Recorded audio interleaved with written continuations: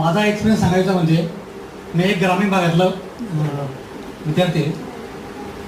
माझा प्रॉब्लेम काय होता, मी खूप फास्ट बोलायचो. फास्ट बोलल्यामुळे काय होतंय, आपल्या ग्रामीण भागाची टोन असते ती समोरच्याला कळत नाही. या ट्रेनिंग सेंटरमध्ये मी थोडा बोलण्यामध्ये पॉज आणला. सगळ्यात इम्पॉर्टंट म्हणजे काय, जो 80-20चा फॉर्म्युला होता त्याबद्दल मी तुम्हाला सांगतो. ओके, भगवंताने प्रत्येकाला 2 कान दिले आणि 1 तोंड दिलंय. ते एकच का दिलंय, का कमीत कमी बोला. 2 का दिले, जास्तीत जास्त ऐका.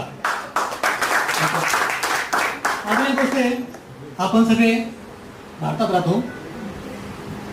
आपल्याकडे 2 काव्य आहेत, एक रामायण आहे, एक महाभारत आहे. करेक्ट? त्याचं आयुष्य चेंज केलं. थँक्यू.